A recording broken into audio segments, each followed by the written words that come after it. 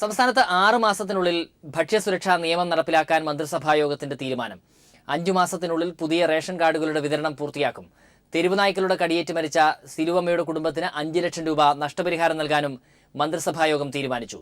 തെരുവുനായ്ക്കളെ കൊല്ലരുതെന്ന കേന്ദ്ര നിലപാടിനെ നിയമപരമായി നേരിടുമെന്ന് മന്ത്രി KT ജലീൽ വ്യക്തമാക്കി.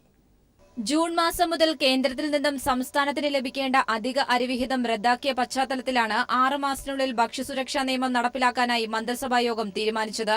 ഇത് കേന്ദ്ര സർക്കാരിനെ അറിയിക്കും. ഇതിന്റെ ഭാഗമായി 5 മാസത്തിനകം പുതിയ റേഷൻ കാർഡുകൾ വിതരണം ചെയ്യും. റേഷൻ മൊത്തവിതരണ കേന്ദ്രങ്ങൾ ഒഴിവാക്കും.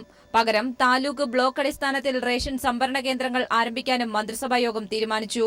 തിരുവനന്തപുരം പുല്ലുവിളയിൽ തെരുവുനായ്ക്കളുടെ ആക്രമണത്തിൽ മരണപ്പെട്ട സിലുവമ്മയുടെ കുടുംബത്തിന് 5 ലക്ഷം രൂപ നഷ്ടപരിഹാരം നൽകും. പരിക്കേറ്റ് ചികിത്സയിൽ കഴിയുന്ന ഡെയ്സിക്ക് ചികിത്സാ ചെലവായി 50,000 രൂപ നൽകാനും മന്ത്രിസഭ തീരുമാനിച്ചു.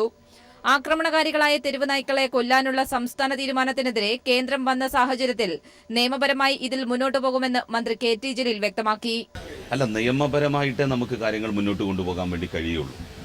നിയമാനുസൃതം എന്തൊക്കെയാണ് ചെയ്യാൻ വേണ്ടി കഴിയുക എന്നുള്ളത് ഉചിതമായിട്ട് ഓരോ തദ്ദേശ സ്വയംഭരണ സ്ഥാപനങ്ങൾക്കും തീരുമാനിക്കാവുന്നതാണ്. കൃഷിവകുപ്പ് സെക്രട്ടറിയായിരുന്ന രാജു നാരായണസ്വാമിയെ പ്രിൻസിപ്പൽ സെക്രട്ടറിയായി സ്ഥാനക്കയറ്റം നൽകി. കാർഷികോൽപ്പന്ന കമ്മീഷണറുടെ അധിക ചുമതലയും ഇദ്ദേഹത്തിനുണ്ടാകും. News bureau, Thiruvananthapuram.